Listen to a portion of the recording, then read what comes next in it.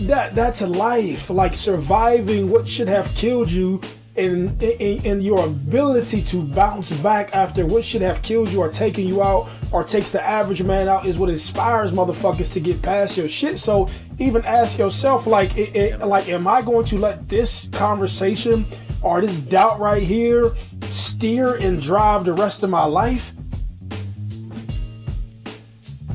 I got to tell you, this episode today is something that that everyone encounters if they're trying to be successful. That you're going to have someone else, whether it's family, whether it's friends, whether it's acquaintances, or even your spouse, that could potentially try to put their limitations on you on what you could accomplish. You know that what you want to do with your life inside, that fire that's burning, the thing that maybe some people might think it's a hobby that can never be a job.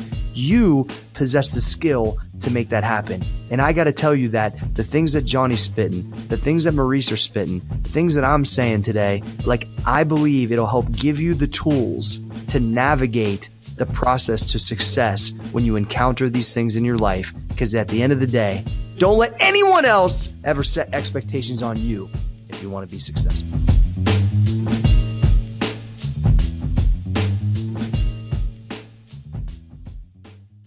What's up, everybody? Welcome to another episode of Business and Biceps, and you better wake your ass up, because on today's show, we're going to talk about something that I hope you never give into if you want to be successful.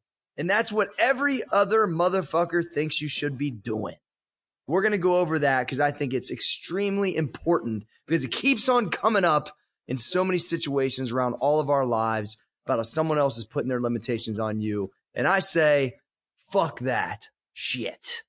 So I couldn't think of anybody better else to go over this than my co-host, John Fosco and Maurice Claret. How are we doing today, fellas? Fuck, I know Maurice, he's having a good old time today. He's cruising around, having a good time, you know, at the public stuff. I'm trying to have a good time. Maurice said, go to the beach, John, go up on your roof. So I'm walking up to the roof right now. But Corey, to your topic, which is what we're trying to focus on right now. Listen, man, we get one life. We get to live it. Your dad may want you to be a great basketball player, but if you don't like fucking basketball, go fucking, go join the band. Right? That's what this is about. This is about following what you love, right? Because we need to learn to fulfill ourselves from inside and not rely on exterior things for fulfillment. And I know we're going to dive into it deeper in this show, but it's a great topic. It's a topic that affects so many people. It's affected myself and many others, and I can't wait. Well, I'm right there with you. Go ahead, Reese, kill it. No, kill it. No, I'm right there with you, and I think that's just life, man. Following your path, following your journey, following what you feel is right for yourself. And I think, like, part of the experience of life is experiencing, like, the highs and lows of you just basically building your fucking life. And oftentimes, you do get outside noise or outside opinions, and that comes from people just believing, what you can or can't do, or what's expected, or somebody who may take the safe route. And the only thing I can say, and I can't wait for it to unfold like everything else, but man, I guess the ultimate thing is just to follow what makes you feel legit and right. It makes it feel like you're in line with something that you're fulfilling. And John kind of hit the nose on the head. You're developing something from within. So ultimately, you have to live with your life and fucking wake up with yourself every day. And I'm a huge, huge fan of those who just choose to blaze their own trail. I think it comes down to this, right? If you think about how ridiculous it is, and this is why it pisses me off. I get kind of heated on this shit. Like, somebody that doesn't have the same passions or potentially the same aspirations, and they can be your family member, they can be your parents, they can be your aunts and uncles, but they're not fucking you. And that's my thing, is like, how can somebody think that they know what is best for me for the rest of my life? How can somebody think that they understand what I want actually, or what like what I like and what my dad likes, or what I like and my mom likes is two different things. They didn't get up every day only wanting to lift weights. How could they tell me what is possible or what I should be doing with my life? Or no, that's just a fucking side job. You can't make something out of yourself with that. Like that shit to me just seems like, why is the other person, and I know that these people, and I never had this problem, but it happens a lot, these other people that are pushing their own limitations or what their mind can conceptualize on this person to hold them back. Like, if you would really think about it, you're fucking them up. Like, quit fucking doing it. It's just, I just don't understand it. I never will. Yeah. I believe that you're absolutely right. A lot of people, like I said, like you just said, put exterior pressure on individuals, but individuals oftentimes, maybe more often than not, create this problem themselves by giving the power to their brother, to their parents, by looking up to them and asking them, what do you think I should do? What do you want me to do? Because they don't know exactly what they want, they hand over that power to the other person. And by default, if that other person is not aware, right, of the influence and the fact that they're, living through this person, they guide them in a direction that is like their own, right? They live through this individual. So I think it's tough at a young age to have a very, very deep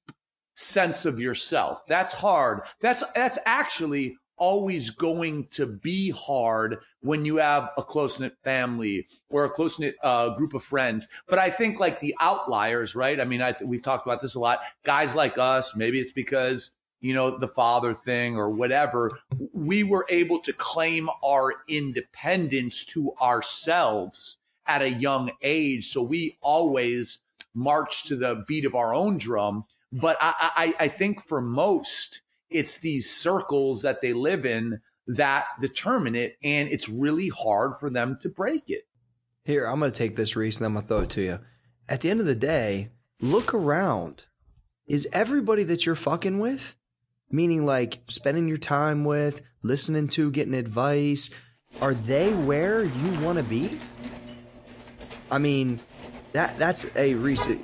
Hey, I think Maurice is going through a car wash right now. Hey, Maurice, I'm not car wash. Hit me. No, I'm here. No, listen to me. So I'm stationary. I'm situated, and I was just basically coming to the house. But hey, I've been living this my whole life. Yes. So, so first of all, I was like, can they hear me? You know what I'm saying? No, yes, we can.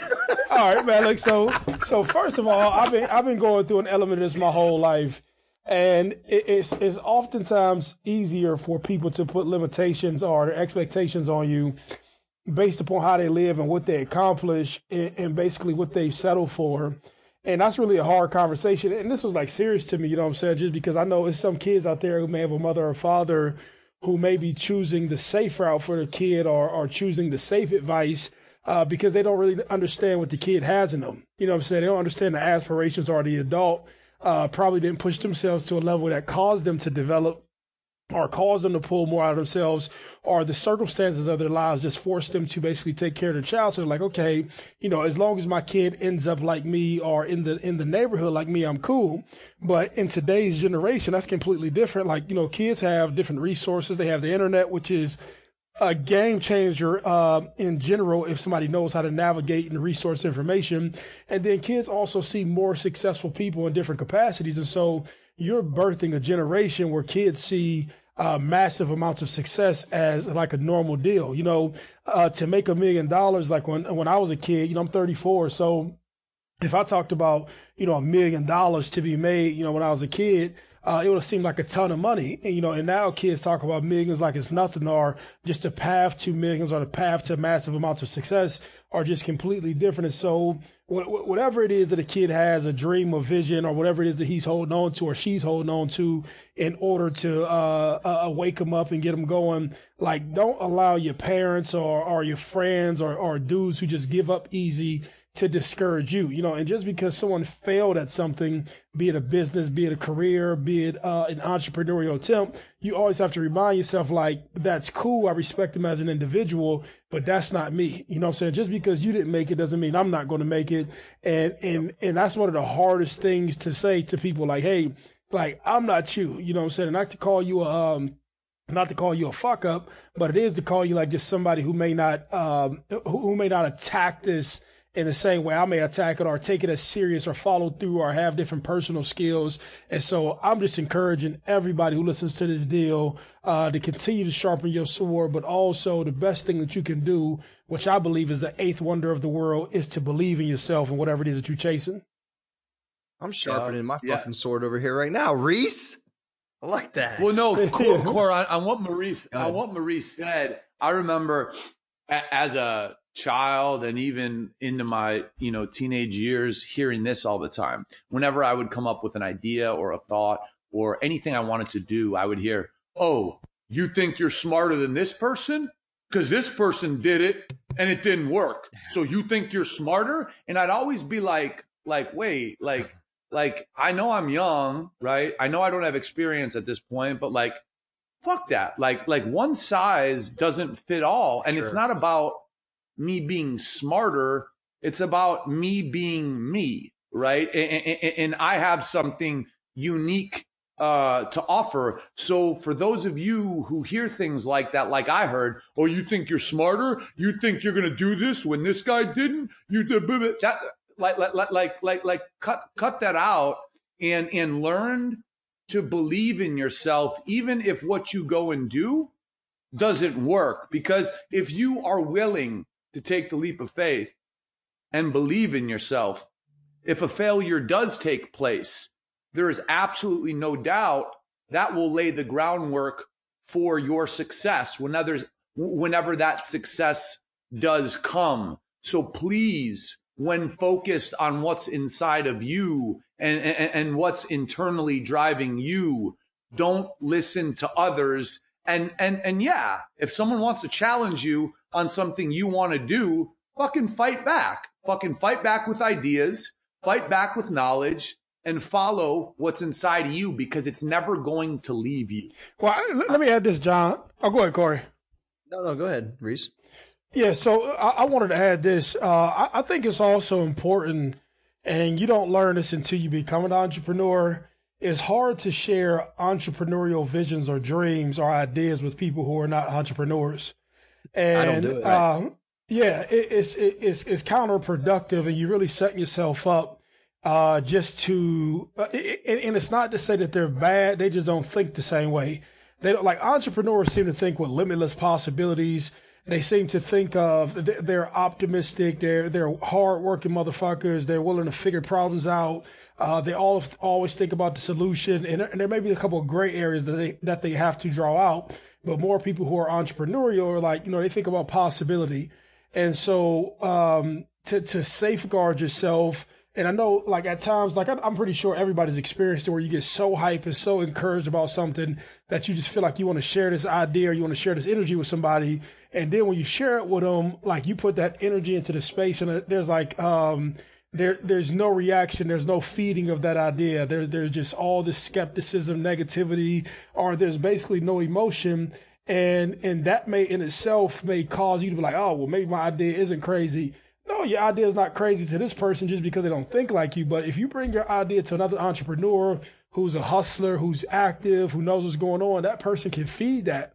And that's why it's so important to have that little mastermind circle, or people who you can just lean on. Like, if you're a football player, you hang around football players.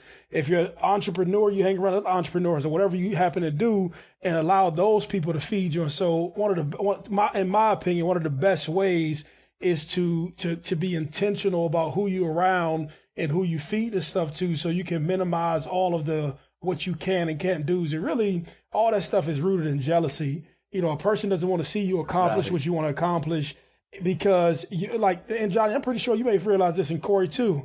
Like, how many people have you all come across where your success, another person believes that your success highlights their failures? You know what I'm saying? No question. All the time. No, all the fucking time. It's brutal. And here's the worst part about it.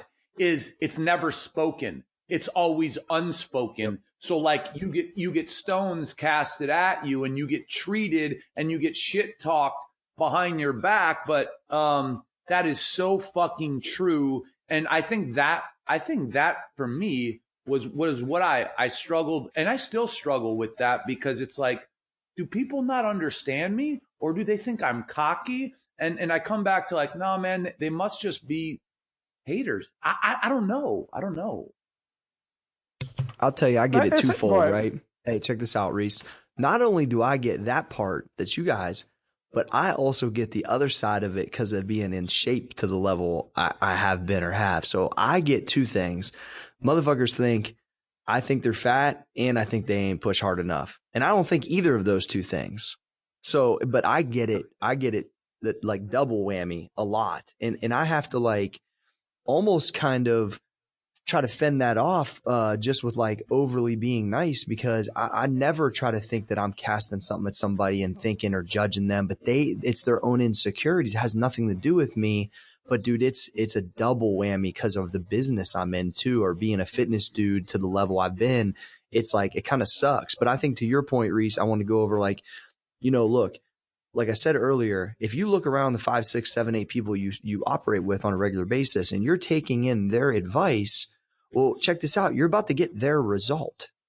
So if you're cool with what that person's making or how that person likes their life, and if that person is happy or not happy, like start to look around. It doesn't matter whether it's family or not.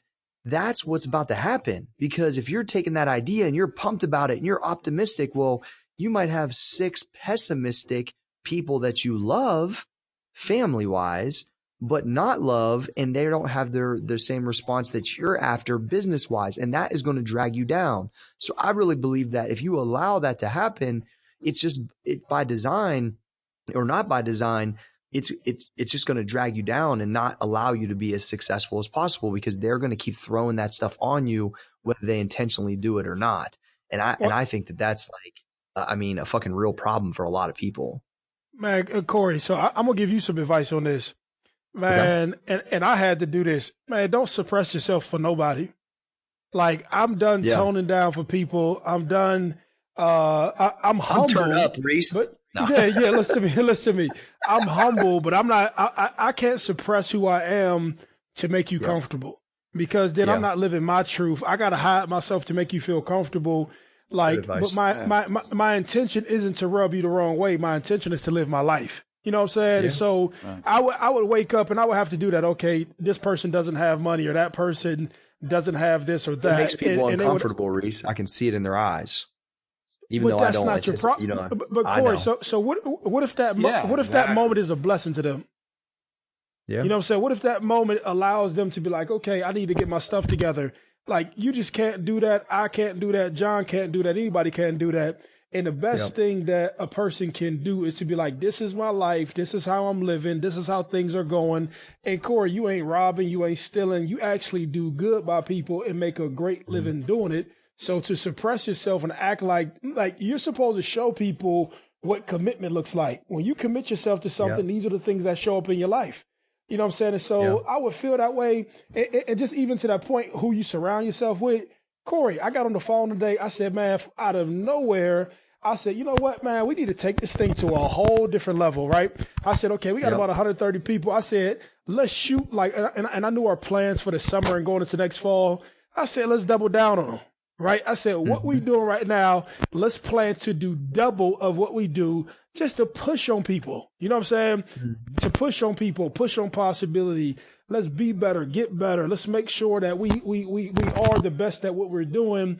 And everybody who I said that to, Corey, all these people accepted it. All these people said, let's go, let's get it, let's figure it out. We don't know how to do it, but it's possibility. And I know it's going to take a ton of work, but nothing but greatness will come from it, because I'm choosing to surround my people by that. But then being around you and John, it's possibility. I remember when max effort wasn't nothing. And that's the spirit that you need, because you're creating, you're doing all of this wonderful stuff. And we can't just suppress ourselves. And I'm not suppressing myself for anybody anymore. I'm just going to live my life, and whatever happens from there, happens from there. If you're offended, that's your problem. It's not my, but I'm not doing it to show off or to belittle you. That's the only thing I can control. Yeah. To Maurice's point, this is how literally I've applied that to my life. Like the last couple family holiday gatherings, I have not participated in my family. The reason I have not is because when my family is sitting around a table on a holiday like fucking Christmas, on a holiday like Thanksgiving, and everyone's going around the table and they're talking about stuff, and someone asks me a question, right? Oh yeah, we're actually doing this on this business, or I sold this, or I did this. People start to get negative with me. People start to get passive aggressive with me. And I stopped feeling like, you know what? I should just act like somebody I'm not and just say like, oh, everything's good. I said, no, I am who I am. I do what I do. And if I can't even be in this environment and be myself, well, maybe it's not an environment I should be in. And that was very hard for me to do. But to Maurice's point, I'm not going to change who I am to make other people comfortable, because the reason they're uncomfortable is not because of me. It's because I may be highlighting the things that they wish they did that they haven't done. And you know what? I'd be happy to try to help those people, but they don't want help. They want to be mad. They want to be angry. So I remove myself. And when you're talking family and removal, that's about as hard as it gets. But you come to a point in life where you're like, man, I ain't got nothing to apologize about, because I went out and did shit when other people weren't. I ain't gonna get penalized for this. Fuck that shit. Like I ain't I've had hard conversations with people before, Reese, where I've been like this: yo, don't be mad at me because you did the 9 to 5 for 15 years and you're just now starting your journey. I've been in this bitch for 20. I mean, I can't change the way I operate. This is what it is. I've already spent the time. You know what I mean? So I don't know. But that all comes down to other insecurities. It had nothing to do with us.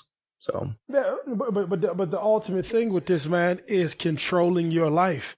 The whole business and bicep thing, the whole entrepreneurial deal is to let me gain master control over my life and let me have control over my destiny. But all the stuff we're talking about are parts of it. You know, these are things that come with it. And I guess the biggest thing from the origin of the podcast, when you said, hey, you know, quit being around or don't allow another person to put their ideas or their belief system on you, that's all it is. You know what I'm saying? Hey, man, look, I love my father to death. I love my uncle to death. I love even the guy. You may outgrow, and this is a real thing. Like, and I don't know if you two ever experienced it, but I've outgrown people who were mentors to me. And sometimes that is like an uncomfortable deal, because I say, hey, you've been mentoring me, but I've also seen your ceiling and I've seen where you stopped at, and no offense to you, but I've outgrown the advice, not in a bad way, but I've outgrown the space that you wanted to be in. And so oftentimes that a person who becomes a mentor to you, to be like, okay, well, I plan on going past this if you don't plan on going with me. And it's in particular, I'm talking about my own brothers. You know what I'm saying? Yeah. My brothers had hit a point where I'm like, okay, these guys used to be heroes to me. But after a while, I said, okay, well, maybe me and my brothers are trying to go, like, we're going in different directions in life. So it's not that I hate them. It's just the advice that they're giving me that doesn't apply to where I want to go. You know what I'm saying? And that was the first one. But then there was another guy in business that, you know, what he thought was big and what I thought was big in regards to doing business was two different things. And I said, hey, man, he was like, oh, you're that ambitious. And I said, you fucking right, I'm that ambitious. You know, I want to continue to grow and live my life and crack ceilings. And that's all it was. But that's my 2 cents on that. Yeah, you know, for really free thinkers and for really independent souls, I think there's a little bit of a danger to mentors, right? Because a lot of people look up at a mentor and they hear gospel, right? Whatever the mentor is spitting is gospel.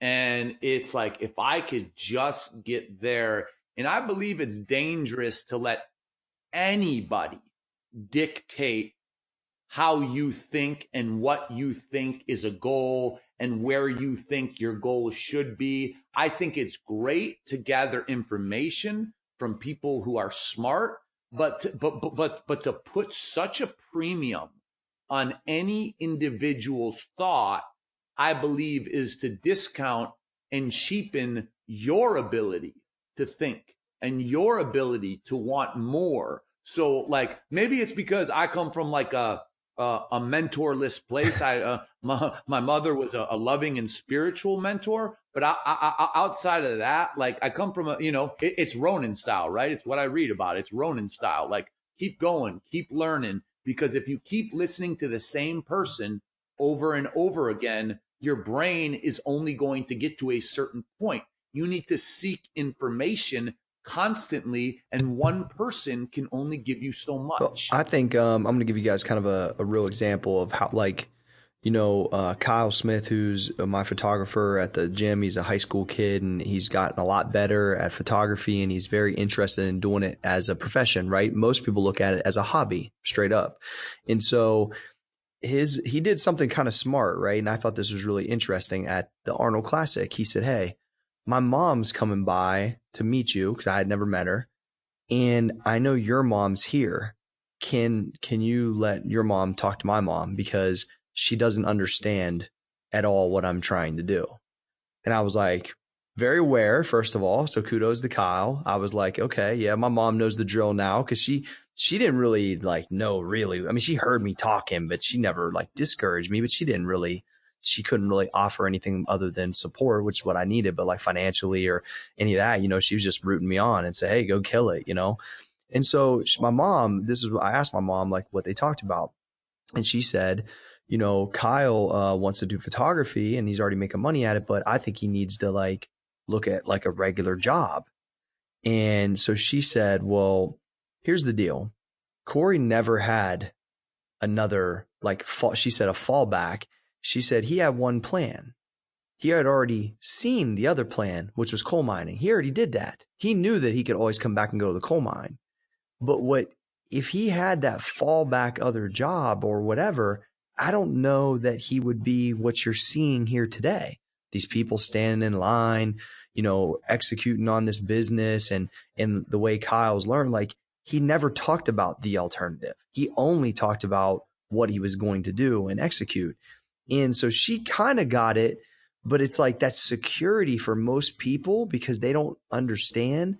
They project that on not only their kids because they want them to be safe, and I get it, but they project it on family members and other people that half the time ain't even asking for the fucking advice, because they just feel this nurturing, they're trying to save them from something. But in reality, what she's doing is planting seeds to hold my man back.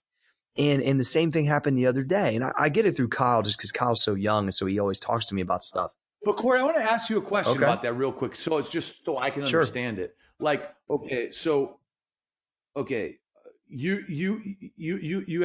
have gifts that other people don't have. I think we all have our own set of gifts. What if Kyle isn't good enough to be a professional photographer, because there is a lot of skill in that game? Now, I am not counting him out, but what I'm saying is the law of averages, right? The law of averages say that he probably can't make a living doing that. Now, I'm not saying you're Kyle, saying in general. I'm just saying. So I get your point. So look, here's what I saw, because I've seen the progression from the day he bought the camera to what I get every day. And I believe he does have the skill to do it. I think that he has to grow up a lot. I think he has a lot of learning to do. And just like all of us that were 17, he's young, but I believe he does possess the skill. And it's not necessarily campaign photography. I think there's a whole nother side of small business stuff that Kyle could do. And I've helped him kind of with that strategy for fun, and I've been kind of mentoring him. But what I think was what he keeps running into is, "Hey, Corey, I went downtown and, this food prep company paid me $300 for 2 hours to take pictures." Boom. And then he's got a little retainer with me, and he's already seeing, he did a powerlifting show and made 700 in a day, and he's already seeing what can happen. Right. And he's on 1% right now. That's why I believe Kyle possesses, because the market's already telling him that at 17, with still not even it all the way together, he can pop a G pretty quick. And so a lot of people don't have the ability to make $1,000 that fast, straight up, especially with their side job or talent or hobby, right? And so what he ran into the other day was, though, he went down and took some pictures for this company, and there was another photographer there that was doing some other stuff. And this person was like 25. And so he told Kyle, like, hey, Kyle, I know you're about to get, like, Kyle said, man, this guy was real good, blah, blah, blah. He goes, but he told me something that, I really need to consider. I said, well, what'd he say?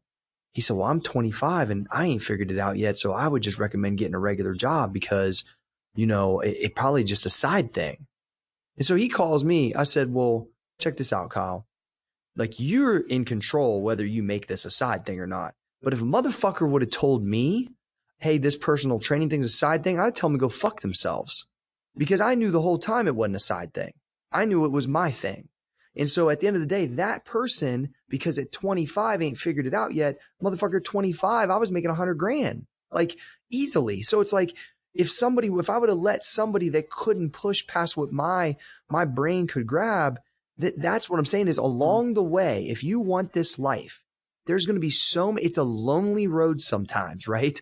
There's so many people that don't make it that along the way will throw these darts at you, even though they might not mean like harm to you, but they'll do it just because of their own insecurities. And so I'm seeing it through some of the guys that I'm helping. They're running into it often. Like, I don't even entertain that shit at this point. It's been so many years. But I think we all run into it. Like, yeah, I mean, I know I ran into it. I didn't give it any mind space. I'm just saying that at 17, you're probably a little bit more like, if your mom's the one saying that, yeah, you're more vulnerable. So what I'm getting at is that it's going to happen along the way, every fucking step.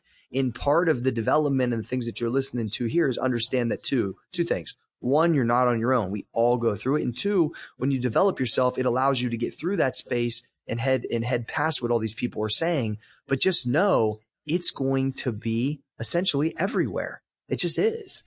But yeah, does he want it? To me, it's like this, Kyle. Do you want being a badass photographer for your career more than anything? Yes, I know for a fact in my heart I want it. Okay, full steam ahead, motherfucker. But until he can answer that question, I want it.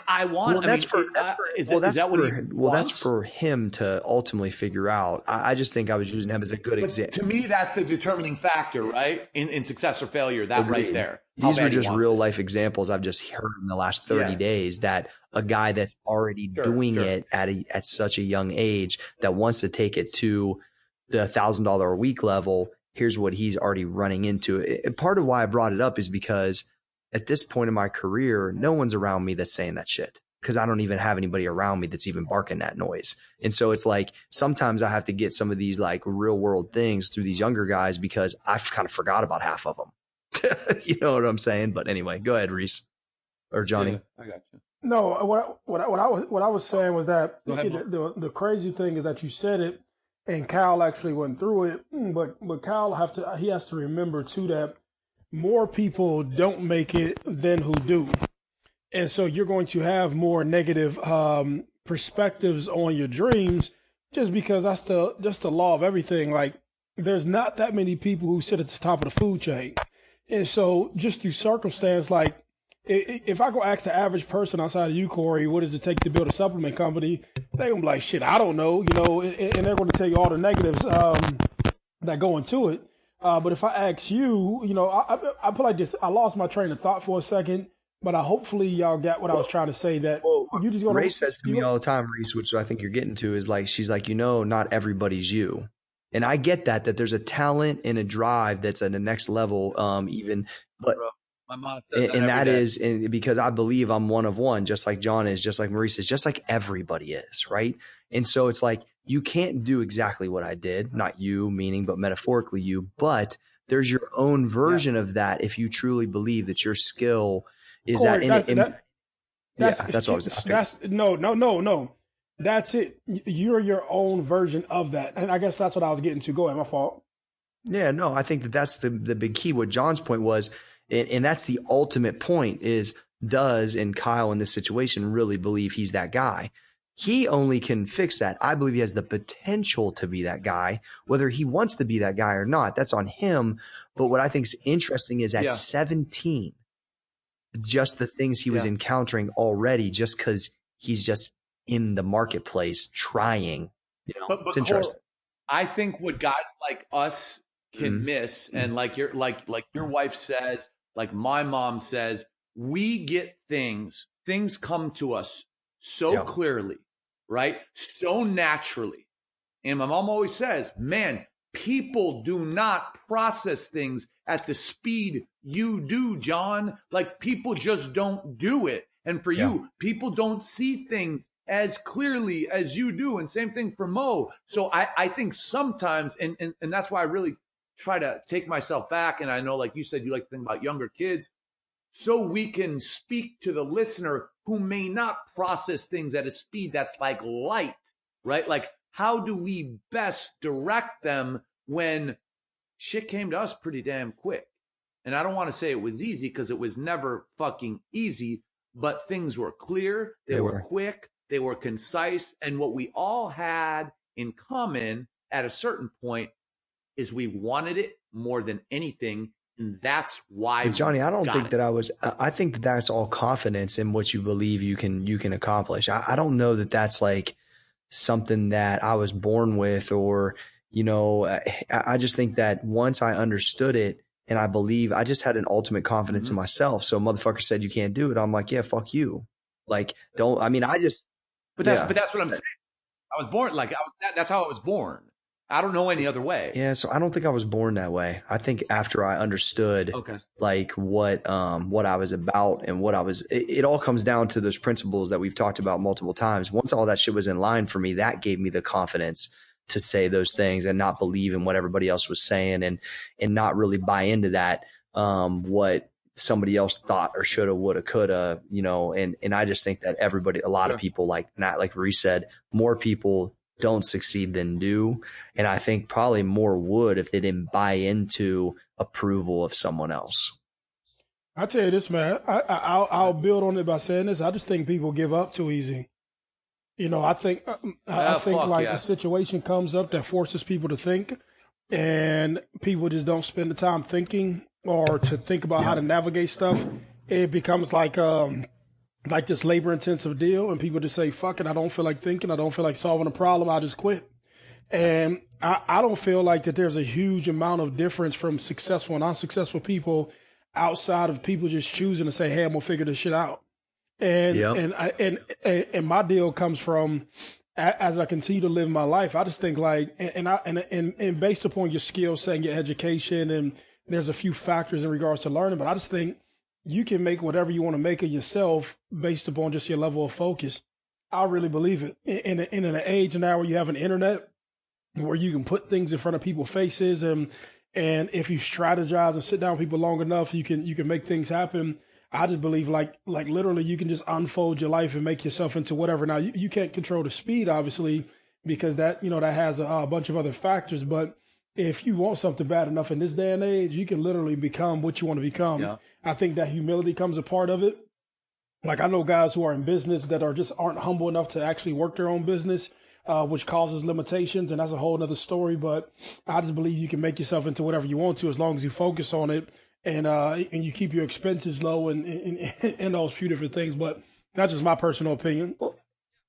Yeah, I mean, people quitting too soon, right? Like I'm gonna tell you, the second company I started, I'm in this position. Here's what happened, right? Oh, I'm gonna start a business. This is right after I got clean, and 4 months into it, I get a letter. Your home's in foreclosure. I had no salary at that time. And I looked at, we were making, I don't know, $24,000 a month. Our overhead was probably $22,000 a month. I mean, there was no money, and I had 60 days or my home would be foreclosed on, and I had literally nowhere to live. I was on my own. And I remember just sitting down on the couch, literally not being afraid, and just saying, okay, well, I have to grow the business or else I'm going to be out on the street. And that's what I did. And I talked to my partner about it. And I told my partner, who was not in that same position, his home was not being threatened because he had another job. I went all in on this business.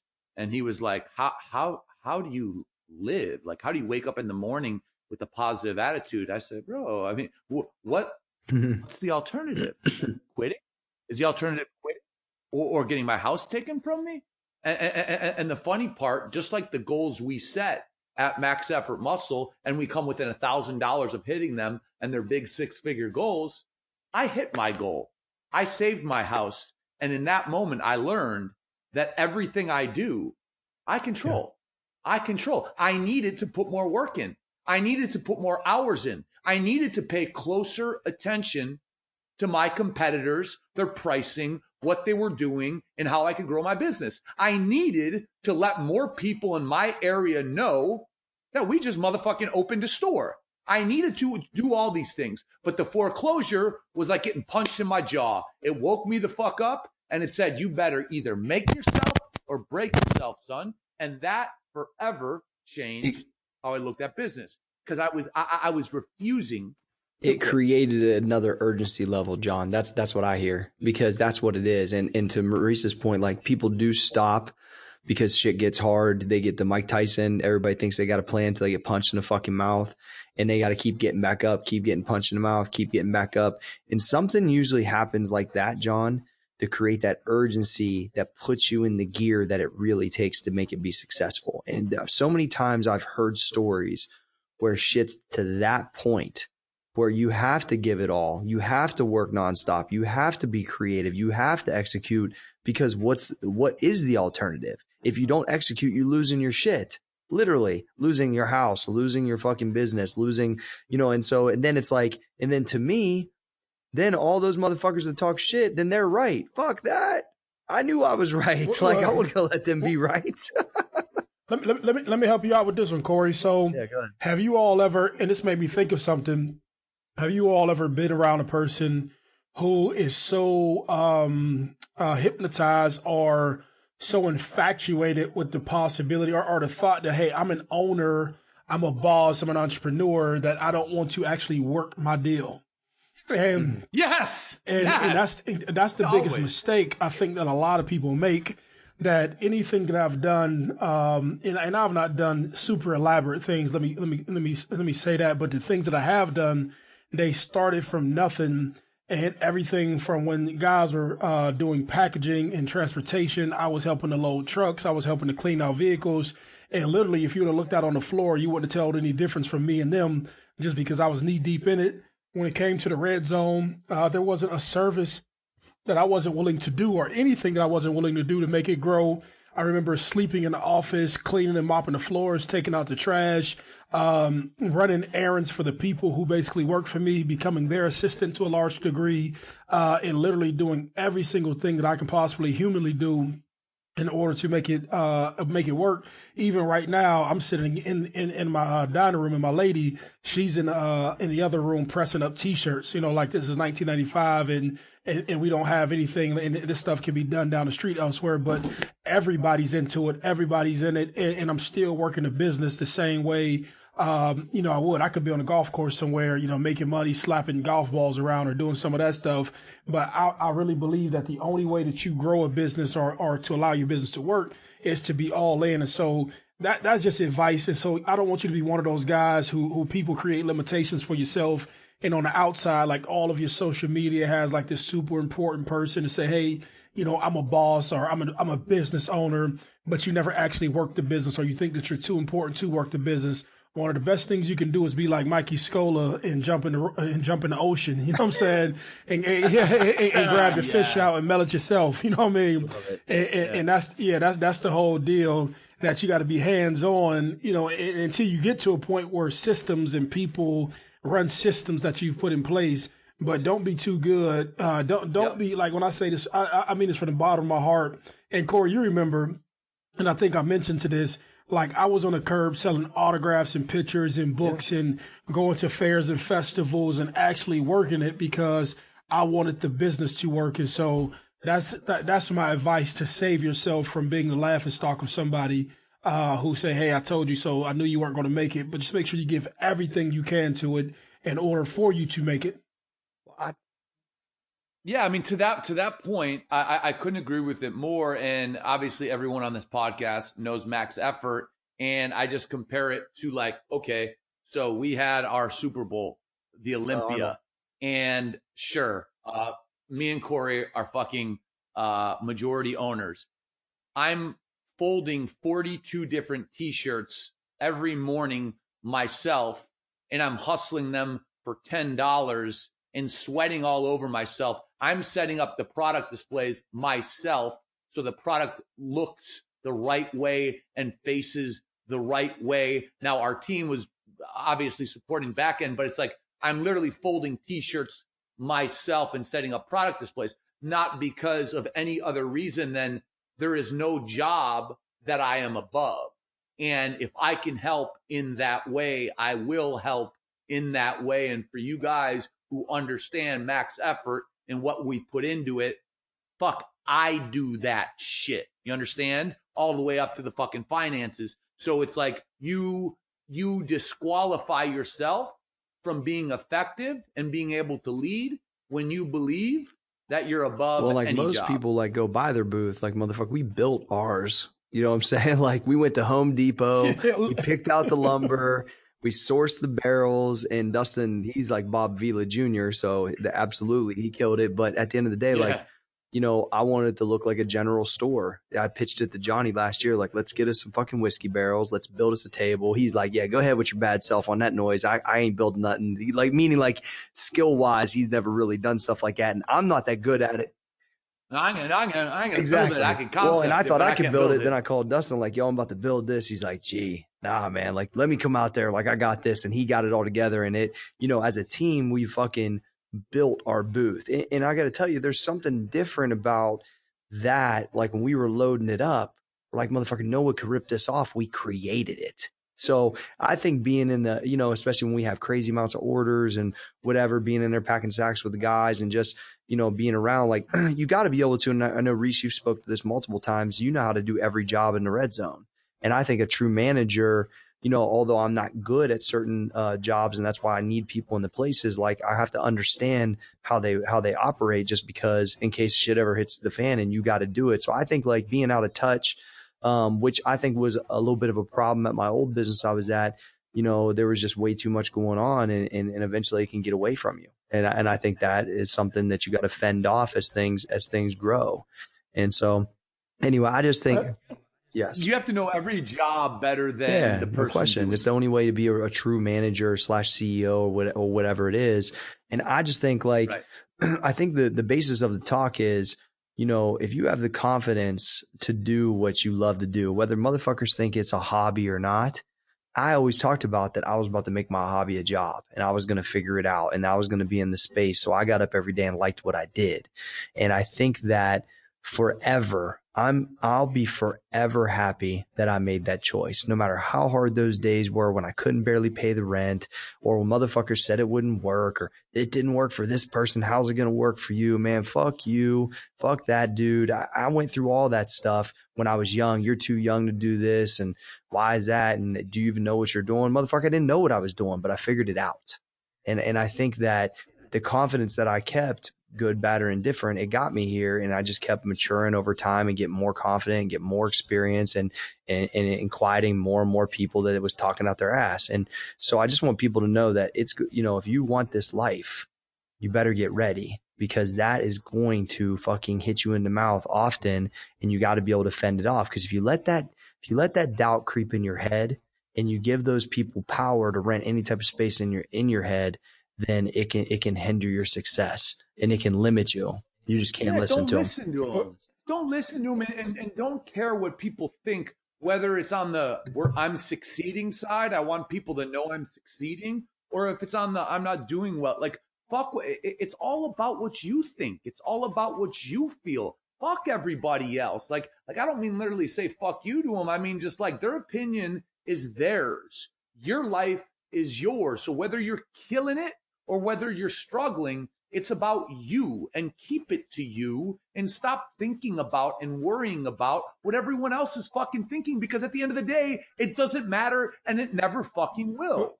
I mean, it's that simple. I call it institutional thinking, and you really do yourself a disservice when you become to the institutional thinking sort of deal when you're trying to basically create yourself into an entrepreneur.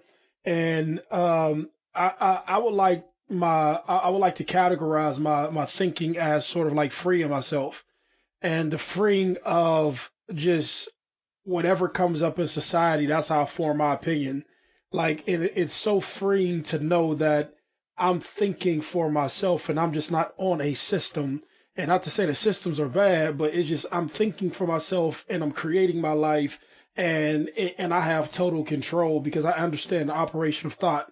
And I think one of the biggest things aside of this is just, and I think just to take it back, it's the operation of thought. Understanding that you control your thoughts, you control what you put into your brain or into your mind, and from your mind becomes the life that you live. And literally, there's no external factors that limit you or cause you to do anything. It's literally just all you. You know, everything's inside of you, all of your thoughts, all of your visions, all of your ambitions, everything that will allow you to basically become who you ultimately want to become. That stuff is inside, and everything external is just external. And I can say this just is my personal belief. I believe that each individual, is just developing themselves in some capacity. Be it that the circumstances that come in front of them, they either are the circumstances or the words, they're just developing themselves individually. And nothing has to do with anything outside of you. It's all fucking you, right? Just when you was talking about, like, y'all helped me today, y'all don't even know it. Like when we talked about forgiveness on the last podcast, that forgiveness allowed me to keep on moving up, allowed me to keep on transcending, allowed me to keep on developing myself. And it's the realest shit. And so, like, to the listener, as a takeaway or what you're trying to focus on is like, yo, like, I want to live my life. I understand that I have total control over my thoughts, over my I don't have control over my circumstances, but I have control over me. And since I have control over me, I'm comfortable in any set of circumstances, and whatever it takes, I'm going to do, because whatever circumstances stance that I am in, I have to learn what I need to learn to get past this shit. And if it's hard, I got to get past it. If it's easy, I get past it. I learn from both circumstances, but ultimately, man, everything boils down to you. Fuck the outside noise, as Corey would say, and that's my 2 cents. Yep. I think, Johnny, let's try to give a couple takeaways for. I mean, there's a ton of takeaways in what we just said, but if somebody's actually like actively having a problem with this, like they're having a hard time get through it, like if somebody says something to you, what would be your advice on how to handle, like, you don't want to be mean to your mom, like, fuck you, mom, like, I'm going to get this money or be this basket weaver or whatever. Like, is there a response that you have if somebody says something in that nature to you that you could, you know what I'm saying, like, kind of throw at these guys, listener wise, like a respectful. Yeah. So unless that person is someone that I went to for advice because I looked up to them or something like that, which is something I barely ever do. So unless it's that person, which let's say for this hypothetical scenario, it's not, all I owe you is respect and dignity. That's it. So if they make a comment to me, I just say, okay. And I go on about my day, because I don't owe them a response. It's my life. It's my life. It's always going to be my life. And I have to be in control of my life. And where I lose control of my life is when I let what other people say start affecting my life. So I need to be focused on my life. And if other people want to fucking join the fucking audience and start chirping, man, I'm going to put on earmuffs, because I know what I need to do in my life to go where I need to go. So I'm not going to be a dick. I'm not going to be mean. I'm just going to say, okay. And I'm not going to let it faze me, man, because I got to do me. And if you're not bringing me anything that can help me in this hypothetical scenario, I'm going to keep on moving. But I ain't going to tell you to fuck off or do anything disrespectful. I'm just, dude, I'm on a mission. Love and it. No one's going to stop that. Well, sort of my situation is sort of similar, but and the answer, just to be correct, or the question is, what do I do if people decide to talk negative? Just kind of throwing that on you, like basically hitting you with that limitation. What's your response back to them? Because I think that might be a helpful takeaway. Yeah. So I ask people all the time. I say, man, do you know Steve Jobs? Do you know Walt Disney? Do you know Elon Musk? Right? And I say, man, do you see what these people were able to accomplish in their lifetimes? And then I get on this train where I try to inspire every motherfucker who crosses my path. You know what I'm saying? I say, okay, if a motherfucker made an iPhone, like, we at least have to be able to do this. Like, I have to at least be able to build a fucking treatment center. You know what I'm saying? Yeah. If a motherfucker sent a rocket to the fucking moon, right? I have to at least be able to make a super successful treatment center. And this is a lot less complex, with a lot more resources to do so. You know what I'm saying? And I challenge people, right? And you challenge the motherfuckers who doubt in you and make them realize that they don't dream hard enough. You know what I'm saying? The fucking world is for the dreamers, man. Dreamers create the world that other people live in. And, you know, I say, hey, maybe this wasn't for you. Yeah. But, you know, max effort is a world that people are created in. You know what I'm saying? Business and Biceps was a world created by dreamers. You know what I'm saying?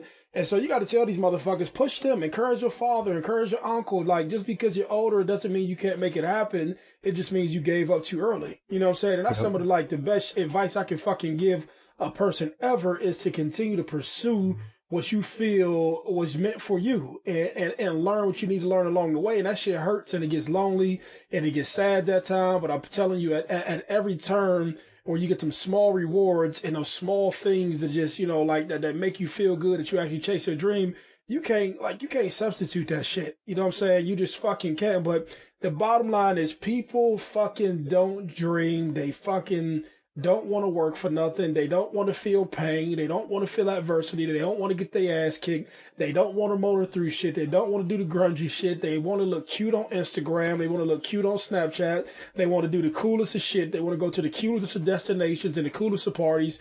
And that's not it. That's not reality, man. That shit is at the end of the road somewhere. Right. What you're saying is people don't want to live a real life because pain and all that stuff. That's what life is made up of. Yeah, but there's nothing wrong with pain. That's just part of the fucking process. But that's my point. If you're going to get there, you got to go through some shit. Man, you got to go through some fucking shit. But that's what makes this shit worthwhile. Like, when you going out there and you chasing a fucking championship, and you go out there, like, what do you think they tell war movies for? Like, we was out there here, we was getting our ass kicked, and man, we came out victorious. That's fucking, that's human. To say, hey, I survived what should have killed me. You know what I'm saying? That's what that's what everything, I don't want to say that's what everything is about, but that's life. Like, surviving what should have killed you, and your ability to bounce back after what should have killed you or taken you out or takes the average man out is what inspires motherfuckers to get past your shit. So even ask yourself, like, am I going to let this conversation or this doubt right here steer and drive the rest of my life? Like, is the conversation I had with John Fosco shooting me down? Do I decide to then set my boat on that fucking river and just say, okay, John Fosco told me this and he doesn't believe it, so I must believe it's not true, so I'm going to just set my boat on this river and live this life for the rest of my life? Fuck that. Not to say fuck John Fosco, but fuck whoever is saying that those are your limitations. They're not God. You know, so we talked about in the other episode that you're the God of your world. You know what I'm saying? You're the ruler of your world. You're the king of your world. You're the queen of your world. You're the ruler of your world. You decide on what's going to take place based upon the fucking choices you make. You know what I'm saying? Nobody else. And and just like Corey, I can preach this shit.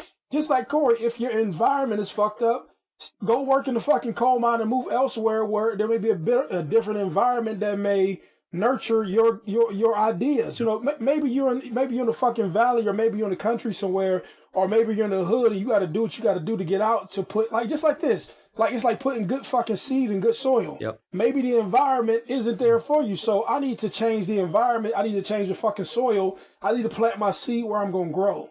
You know what I'm saying? And so it's time for me to pack my bags and leave this motherfucker and start from ground zero elsewhere where my ideas and my personality and everything who I fucking am will be accepted. That's fucking life. To me, that's life. Yeah, I mean, I felt alive when I did that. I remember packing up my Dodge Omni, coming to Columbus and thinking, I'm about to move to this city where personal training is a real thing and where I can get a shot at living, giving it a chance to really see if it's possible. And that was everything. And I didn't know anybody when I came here, literally nobody. And so, but that was living for me. And that was the uncomfortable thing I needed. And my response to people is, it's not for everybody. What I think is possible isn't for everybody. It just isn't. And what I'm willing to do is not for everybody, and how I'm willing to live and what I'm willing to sacrifice, and that I'm not going to go out with my friends on Thursday when I'm 20 years old. I'm not going to eat carbs for this long because I got a contest coming up, and that I'm going to do this, that, or whatever, and put myself out there and do, marketing stuff and take a chance on opening business. Like, I used to just tell people it's not for everybody. And their usual response was like, oh. And usually they take it offense like, oh, well, you're saying I can't do it? I'm not saying that. You was telling me I couldn't do it. I'm just telling you what I do and how I operate ain't for everybody. And I know that. And that's okay. That's always my response. Well, I tell you what, I think I'm going to take a picture. Y'all should put this shit online. I'm doing this in the fucking sauna. Shooting a podcast in the sauna. Oh, shit. Oh, shit. Now we at the sauna. No, well, let me tell you just what the sauna isn't on. It just I figure I said this is the best soundproof booth I have on my property. So I pretty good. I came to the soundproof booth, so I'm not interrupted by microwaves and stoves and everything else. Hey, Cerise. Well, I think we hit the topic really well. John, you have anything else you want to add? Kind of wrap it up. Man, I just think it's really interesting when you cross-reference your own gifts with other people's gifts that you're unaware of. So it's like we all know our internal drive and we all know what our recipe for success was, but how do we differentiate our recipe for success from others' recipe for success? And I think the thing that we could best give to people is those things that never waver that you have to have. And that's kind of like what we touched on earlier is like, dudes quit too early. Don't be a quitter, right? That number one. Number two, don't listen to people judging your life. You know what's inside you driving you. Listen to that always, right? No, regardless of how skilled you are, how fast things come to you, those two things right there can take you places. So because I don't know the emotional makeup of every listener that's listening, I can give you those two things. When everyone else wants to quit, you need to want to fight harder, like straight up. And you have to be willing to put in the work that others aren't willing to put in. Just like these basic things, along with not letting other people take it's just a crying shame when you allow another individual, even if it's your father, to take what's inside of you, what you love, and throw it in the garbage because it's not what they love. Man, what you have inside of you, what you love, that is your purpose in life. And you need to protect it like it's an infant child of yours. You have to protect it at all costs. So sometimes enemies, they come masked, right? Sometimes they come masked as your mother, your brother. Like you have to be aware that this thing inside of me, I'm going to protect like it's my child. Nice, Johnny. Reese, you got anything to wrap it up? No, man. I think he said enough, and I think it's real. But I'll build on to this just to talk about the importance of it. Just never quitting. You know what I'm saying? That's just human. That's just American. But just to never give up on what it is that you're pursuing, just because something hurts. And please know that pain is not a bad thing. Pain is just pain. And that's We lose Mo. Johnny? Yeah, I think the sauna, I think some That's all right. I'll wrap it up. Hey, so Mo was in. in probably the most places that the podcast has ever been shot in 1 hour. I'm pretty impressed, but that's all right. I think so. Here's the deal. I think this is a topic that continually keeps coming up from all angles that I've seen, that John's seen, that Maurice has seen. We've all experienced it. You, the listener, will absolutely experience it. Hopefully you got some takeaways on how you can deal with it if it comes your way, because it will absolutely 100%, 1,000,000% over time come your way. And we're here about giving you guys tools and stories and know-how to kind of work through it in a positive manner, so you can just like kind of shrug it off your shoulder and just keep rolling. So, hey, make sure you give us a 5-star rating on iTunes, and only a positive comment, and subscribe. Motherfucker, if you ain't subscribing, Oh, that's a problem. yeah. That is a problem. And John's feelings are. And my feelings are hurt, dude. You guys hurt my feelings are hurt, man. And of course, it's brought to you by MaxEffortMuscle.com. You got to build a stack in a sack. Any 3 products for $100, any 5 products for $160. You know, we always give you a free t-shirt, and you don't want to miss that, especially for all your supplement needs. You must go to MaxEffortMuscle.com. John Fosco, can the podcast be subbed? The podcast can't. Oh my God, the